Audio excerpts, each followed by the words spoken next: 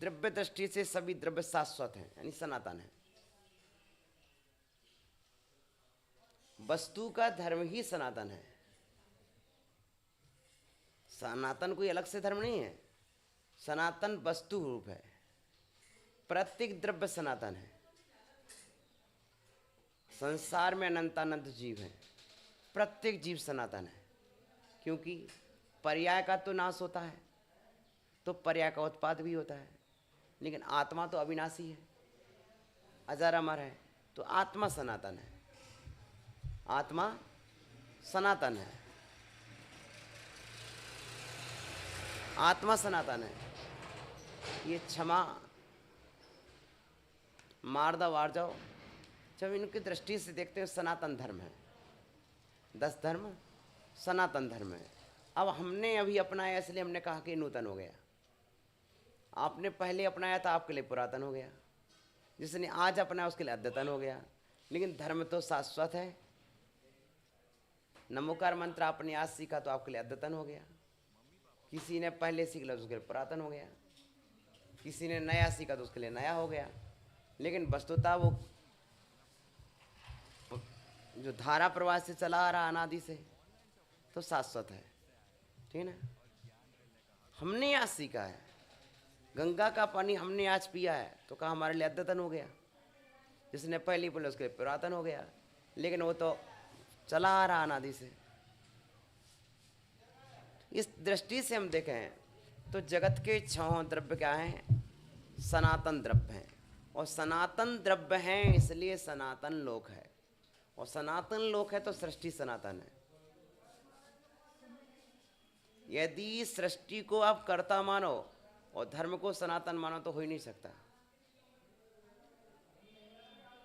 कोई कहे कि हमारा धर्म तो सनातन है पर सृष्टि का कर्ता ईश्वर है, तो 2 बातें कैसे बनेंगी?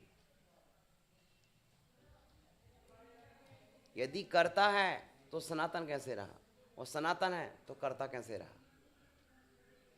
जो सनातन होता है उसका कोई कर्ता नहीं होता है, जो कर्ता होता है उसका कोई सनातन नहीं होता है। क्योंकि किया जाता है कृत्रिम वस्तु को, रेडीमेड वस्तु होती है, और जो कृत्रिम होती है उसका विध्वंस होता है, विध्वंस होता है। लेकिन जो शाश्वत होती है उसका विध्वंस नहीं होता है, शाश्वत का नाश नहीं होता है, सनातन का नाश नहीं होता है, सनातन का नाश नहीं होता है। सनातन सदा सनातन ही रहता है, सनातन सदा सनातन रहता है, वह शाश्वत होता है। द्रव्य में पर्याय की दृष्टि से क्या है? नूतन पुरातन है। द्रव्य दृष्टि से सनातन है। उसी तरह जगत का प्रत्येक पदार्थ आप देखेंगे तो इन 4 शब्दों को हम देख रहे हैं: अद्यतन, नूतन, पुरातन, सनातन। वर्तमान में एक नया शब्द लोगों के बीच में आ गया, सनातन धर्म। सनातन धर्म, तो ये सनातन धर्म क्या है? नीम कड़वी होती है, नीम का धर्म सनातन है। नीम कब कड़वी थी? सदा से कड़वी थी, तो नीम का यही धर्म सनातन से है। सूरज प्रकाश युक्त है, ये सूरज का धर्म सनातन से है। चंद्रमा शीतल है, चंद्रमा का धर्म शीतलता, ये सनातन से है। अग्नि उष्ण है, अग्नि का धर्म सनातन है। पानी ठंडा है, ये पानी का धर्म सनातन है। सनातन शब्द का अर्थ है शाश्वत, और धर्म का अर्थ है वस्तु का स्वभाव। वस्तु का स्वभाव जो होता है वह सनातन ही होता है, स्वभाव का निर्माण नहीं होता है। वस्तु अपने स्वभाव विभाव गुणों में परिवर्तित होती रहती है। तो इस दृष्टि को हमें जानना है कि आत्मा की अविनाशी सत्ता और शरीर की नश्वरता, दोनों का बोध जीव को हमेशा रहना चाहिए। इसी का नाम भेद विज्ञान है। जीव अन्न है, पुद्गल अन्न है। मैं आत्मा हूँ, शरीर पुद्गल है। अब प्रत्येक ज्ञानी ये जानता है कि जिस तरह से शरीर पर कपड़े हैं, कपड़े के बदलने से शरीर पर कोई भाव हम नहीं लाते, क्योंकि नए कपड़े तत्काल पहन रहे हैं तो हम रोते नहीं हैं। उसी तरह शरीर के बदलने पर, शरीर के बदलने पर जानता हूं कि नया शरीर मिल जाएगा, तो रोने का कोई काम ही नहीं है। आओ,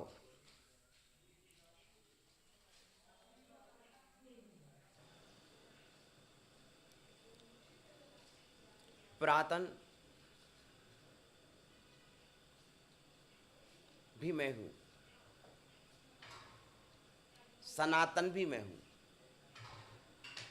अद्यतन भी मैं हूं और नूतन भी मैं हूं। जब प्रश्न किया जाए आपसे कि आप पुरातन है कि सनातन है कि नूतन है कि अद्यतन है, तो आपके पास क्या उत्तर होगा? सभी। क्यों? आज आप यहां पर हैं, वर्तमान में यहां पर हैं, और वर्तमान एक क्षण का होता है। बड़वा से आ गए भैया, और हो गए वहां। आओ हम समझे। बेटा अपने पास जितने कपड़े डले डलवा देना, 5 कपड़े धोती दुपट्टे सोले में। आओ सुनो, उसमें है, उसमें डीजल वगैरह। हाँ, तो हम नूतन हैं कि अद्यतन है कि पुरातन है कि सनातन है? आप सोच रहे महाराज श्री आपने अद्भुत प्रवचन निकाला है, ये अद्भुत बात निकाली है। देखो, जो न सनातन नहीं है वो कभी नूतन हो नहीं सकता।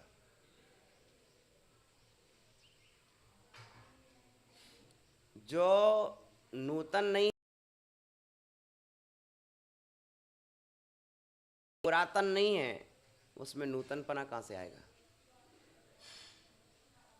सुनो, अब मैं आपको 4 शब्दों की व्याख्या दे रहा हूं।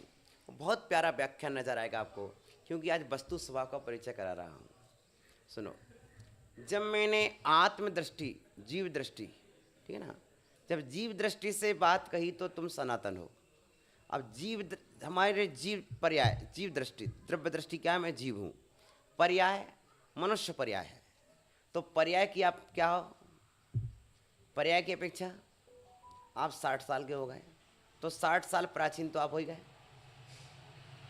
मनुष्य पर्याय की अपेक्षा आप 60 साल प्राचीन हो गए। ये आपने 50 साल पहले मकान बनाया था तो पुराना हो गया कि नहीं हो गया? तो 50 साल मकान पुराना हो गया, ठीक ना?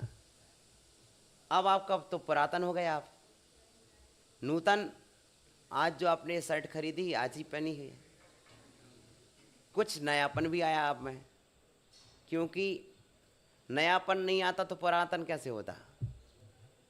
नए आए बिना पुराना होता नहीं है, और पुराने हुए बिना नया होता नहीं है।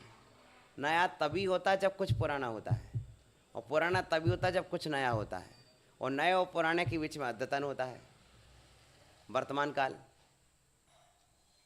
वर्तमान काल अद्यतन, इस समय, प्रेजेंट टाइम, मैं इस समय हूं, अद्यतन,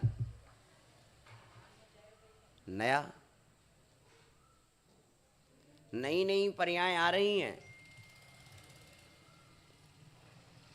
बोलो एक, बोलो एक, अब बोलो 2, अब बोलो 3।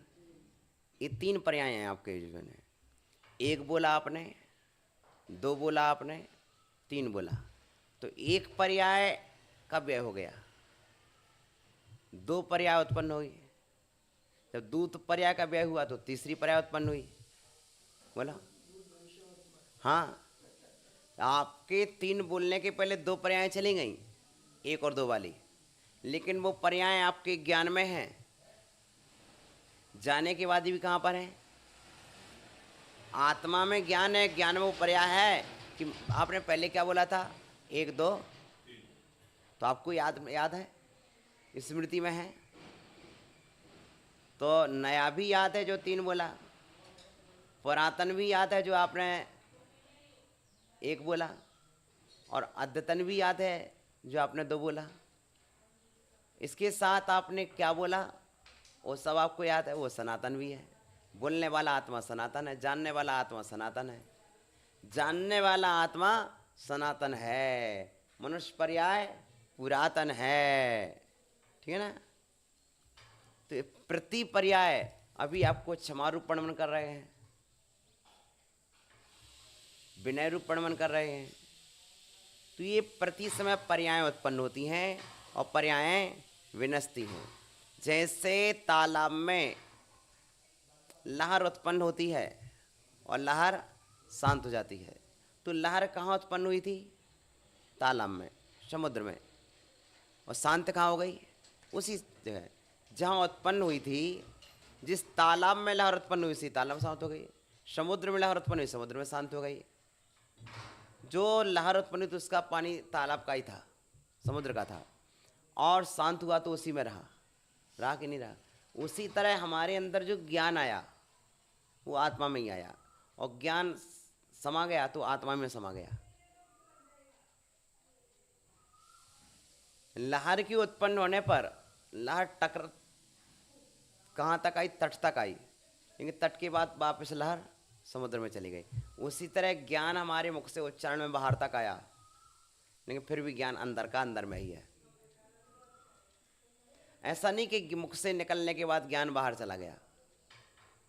लहर आई, तट से टकराई, फिर अंदर हो गई, पानी फिर अंदर चला गया। उसी तरह से ज्ञान हमारा उत्पन्न होता है पर्याय रूप, ठीक है ना। और फिर नया ज्ञान उत्पन्न होता है तो नूतन हो गया, पर वो ज्ञान रहता आत्मा में ही है। जैसे समुद्र का पानी समुद्र में ही रहता है, वैसे आत्मा का ज्ञान आत्मा में ही रहता है। इसलिए बहुत समय के बाद फिर याद आ जाती है। वो लहर कहाँ गई? चली गई। अब कब आएगी? जब कभी फिर हवा चलेगी तो फिर लहर उत्पन्न हो जाएगी। हवा नहीं चलेगी तो लहर उत्पन्न नहीं होगी।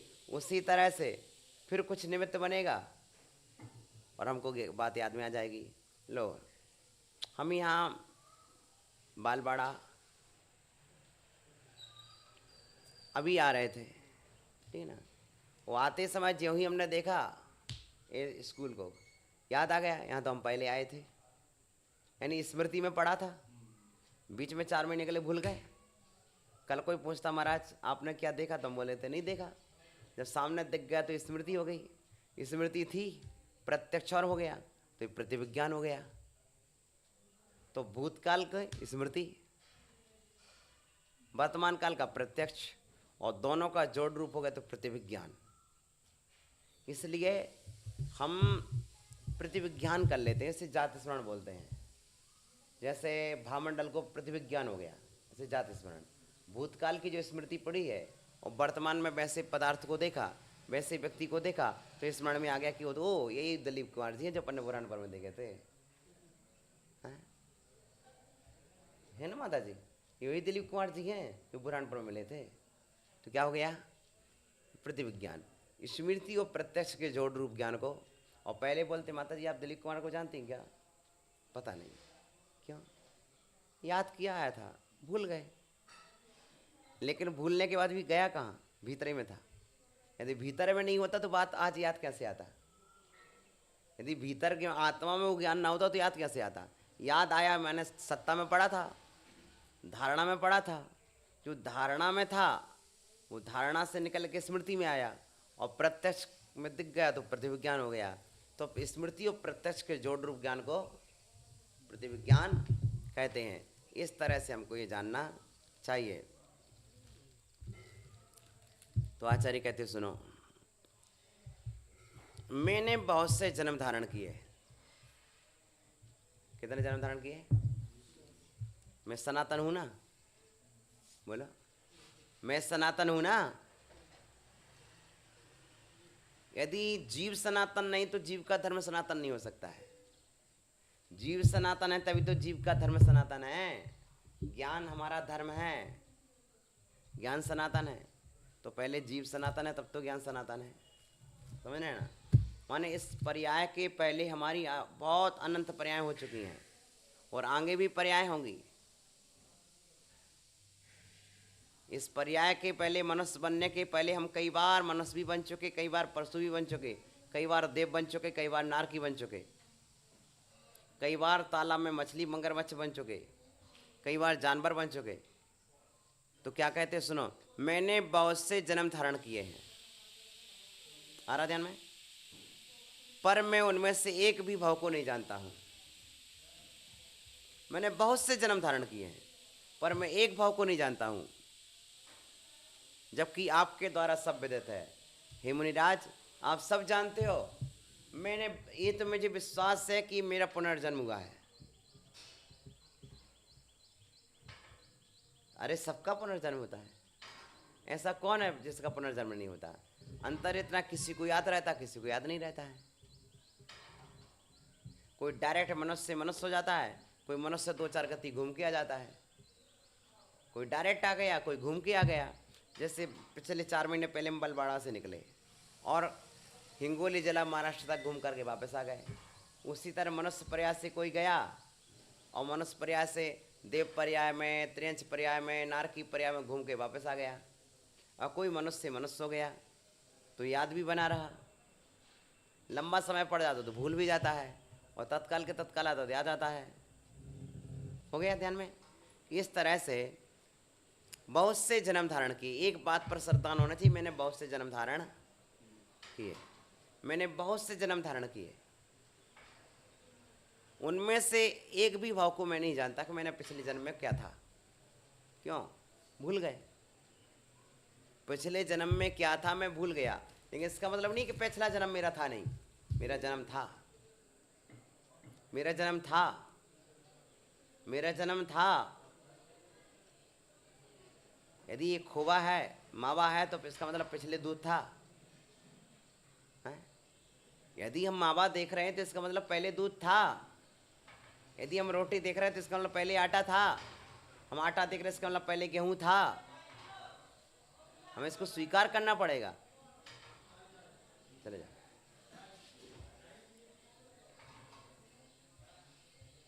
हे भगवान, मैं उन्हें जानना चाहता हूं आपके प्रसाद से मोह नष्ट करने के लिए। क्या नष्ट करने के लिए? मोह नष्ट। मोह क्या कहलाता है? जो आत्मा के स्वरूप को भुला देता है। जो मुझे मेरा स्वरूप भुला दे वही मोह है। मैं कौन हूँ, मैं क्या था, मुझे क्या होना है, इस सबको भुला करके। जैसे कोई व्यक्ति शराब पी लाता ना, तो उसे भूल जाता कि मेरी बहन है, की माँ है, की पत्नी है। उसी तरह से मोह एक शराब के समान होता है, तो अपने स्वरूप को भुला देता है। हम संसार के कार्यों में तब तक चित्त हो जाते हैं और स्वरूप को भूल जाते हैं। इस प्रकार भवांतर सुनने के लिए राजा दशरथ ने प्रश्न किया है कि मैंने बहुत से जन्म धारण किए पर मैं एक जन्म को नहीं जानता हूँ। मैंने बहुत से जन्म धारण किए, बहुत से भाव धारण किए, पर मुझे इसके पूर्व का एक भी भाव मुझे मालूम नहीं है। हे राजन, हे सद्बुद्धि के धारक, तुमने जो पूछा वह सब मैं कहूँगा। तुमने संसार में समन्तात भ्रमण कर जिस प्रकार सद्बुद्धि प्राप्त की वह सब मैं कहूँगा। दुखने व देने वाले इस महान संसार में केवल तुमने ही भ्रमण नहीं किया है, किंतु कर्मों का संचय करने वाले अन्य लोगों ने भी कर्मोदय से भ्रमण किया है। क्या है? संसार में अकेले हमने ही भ्रमण नहीं किया है, कर्मों के धारण करने वाले सभी जीवों ने संसार में भ्रमण किया है और ये चल रहा है। आज हम इस पर्याय में जैन कुल में हैं, कल कौन से कुल में थे? आज आप कंडेलवाल में हो गए, कोई पोरवाल में हो गए, कोई गोलेलाल में हो गए, कोई गोलवाल से हो गए, परवार हो गए, गोल, मैंने इन पर्यायों में जाके उलझ गए। लेकिन वस्तुतः सब जीव द्रव्य हैं, शाश्वत तो सभी जीव द्रव्य हैं, सभी जीव द्रव्य हैं। तो अपने जीव द्रव्य को अपन पहचाने कि आज मैं इस पर्याय में हूँ, इस पर्याय में हम इतना भला कर लें कि अगली पर्याय हमारी समझ जाए, क्योंकि इस पर्याय की पूंजी से ही अगला व्यापार समझना है। जो इस पर्याय में जो शुभ परिणामों की पूंजी होगी, उसी से हमें अगली पर्याय प्राप्त होना है। तो इस पर सर्वोत्तम है। जिनेन्द्र भगवान ने सिद्ध गति को पुनरागमन से रहित बतलाया है तथा कल्याणकारिणी बतलाया है। सिद्ध गति क्या है? आवृत्ति विनिर्मुक्ता, पुनरावृत्ति विनिर्मुक्ता, कल्याणी जिंदेस्ता। क्या है माता जी? गतिसु उत्तमा सिद्धि, सिद्धि गति, गतिसु उत्तमा, गतियों में उत्तम गति कौन सी है? सिद्ध गति है। गतिसु उत्तमा सिद्धि, क्यों? पुनरावृत्ति विनिर्मुक्ता, पुनरावृत्ति नहीं होती है, पुनः आना नहीं होता है, सिद्ध सलाह से हम लौट के नहीं आते। कल्याणी जिंदेस्ता, कल्याणकारी है। वह सिद्ध गति ही शुद्ध गति है, सनातन सुख देने वाली, सनातन सुखा बहा। क्या लिखा है? ये सनातन यानी शाश्वत सुख को देने वाली है। वर्तमान में एक नया शब्द चुन लिया लोगों ने, सनातन धर्म, सनातन धर्म है? इसका मतलब कोई धर्म, प्रत्येक जीव सनातन है, प्रत्येक जीव सनातन है, प्रत्येक द्रव्य सनातन है। जो सनातन है वही नूतन पुरातन अद्यतन है, और जो सनातन नहीं है वो नूतन पुरातन अद्यतन भी नहीं है। सिद्ध गति शुद्ध गति है और सनातना सुखावहा, सनातन और सुख को देने वाली, शाश्वत सुख को देने वाली। सनातन माने शाश्वत, सनातन सुखावहा, सनातन सुख को देने वाली है। इस तरह से इंद्रिय रूपी व्रण रोग से पीड़ित मोह से अंधे मनुष्य को इसे नहीं देख पाते हैं। जो मनुष्य श्रद्धा और संवेग से रहते हैं, श्रद्धा से और संवेग क्या कहलाता? पापों से भय, पापों से भय होना संवेग। लेकिन जिन्हें पापों से भय नहीं है और धर्म पर श्रद्धा नहीं है, वे 5 पाप से नहीं छूट सकते। पापों से वही छूटते हैं जिन्हें धर्म के प्रति श्रद्धा है। उनकी यह गति अत्यंत उग्र तमोगुण और रजोगुण से युक्त रहती है। अभव्य जीवों की गति अतिशय दुखपूर्णता विनाश से रहता है। भव्य जीवों गति मोक्ष प्राप्त करने वाली है। अभव्य जीव सदा चौक भ्रमण करते रहते हैं। भव्य जीवों का कभी निर्वाण भी हो जाता है। जहाँ तक धर्मादि द्रव्य पाए जाते उसे लोक कहते हैं, बाकी समस्त आकाश आलोक कहलाता है। संसार के समस्त प्राणी पृथ्वी आदि सटकाय को धारण करने वाले हैं। यह जीव राशि अनंत है, इसका क्षय नहीं होता है। समुद्र में रेत के कण कब नष्ट हो जाएंगे? समुद्र में बालू के कण कब नष्ट हो जाएंगे? हैं? समुद्र में बालू के कण कभी नष्ट हो जाएंगे क्या? नहीं होंगे। आकाश कभी नष्ट होगा क्या? चंद्रमा की किरणें कभी नष्ट होंगी क्या? सूरज की किरणें नष्ट होंगी क्या? नहीं होंगी। उसी तरह से जीव राशि कभी नष्ट नहीं होगी, चेंज होगी जाएगी। कोई पशु मनुष्य बन गया, मनुष्य पशु बन गया, चेंज होता रहेगा, लेकिन नष्ट होने वाली नहीं है। चरचित पदार्थों तरस स्थावर जीव सहित ये तीनों लोग अनादि अनंत हैं। स्वकीय कर्मों के समूह से सहित हैं, नाना नियम भ्रमण करते रहते हैं। आज तक जितने सिद्ध हुए हैं, जो वर्तमान में सिद्ध हो रहे हैं, तो अनंत काल सिद्ध होंगे, वे जिनेन्द्र देव के द्वारा देखे हुए धर्म के द्वारा ही होंगे, अन्य किसी प्रकार से नहीं। बहुत अच्छा प्यारा श्लोक है। सिद्धा सिद्ध्यंति सेत्स्यन्ति कालेन्त परिवर्जिते जिन दृष्टिन धर्मेण नैवान्येन कथंचना। जो सिद्ध हो गए हैं, जो सिद्ध हो रहे हैं, सिद्ध होंगे। वे जिन धर्म के प्रभाव से सिद्ध होंगे। जैन धर्म के बिना ना कोई सिद्ध हुआ है, ना होगा, ना हो रहा है। बहुत प्यारा श्लोक है। सिद्धा सिद्ध्यंति सेत्स्यन्ति काले नंत परिवर्जिते जिन दृष्टिन धर्मेण नैवान्येन कथंचना। ठीक ना? जो पाप कर्म रूप के कारण संसार रूपी कलंक से व्याप्त हैं तथा श्रद्धा से रहते हैं, उसके धर्म के फल कहाँ से प्राप्त हो सकते हैं? जिनकी आत्मा सम्य दर्शन से रहते हैं, जो अत्यंत उग्र कर्म रूप कांचली से विस्तृत हैं, मिथ्या धर्म से अनुरक्त हैं, जो आत्मा से दूर रहते हैं, उन प्राणियों का अत्यंत दुख देने वाला अज्ञान ही प्राप्त होता है। अज्ञान ही दुख देता है। दुख देने वाला कौन है? अज्ञान। दुख देने वाला कौन है? अज्ञान। तो सुख देने वाला क्या है? ज्ञान। ठीक है ना? इस तरह समझना चाहिए। इससे इस बात को बनाएंगे, समझेंगे। आज का स्वाध्याय बोल दो संयम भैया को।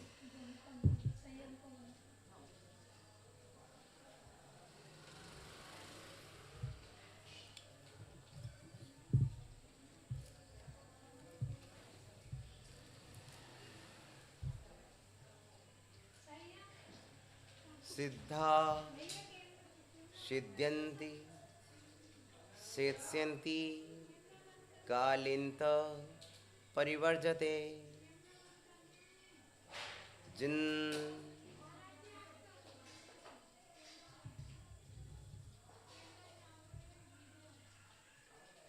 धर्मेण दृष्टेन नैवान्येव कथंचन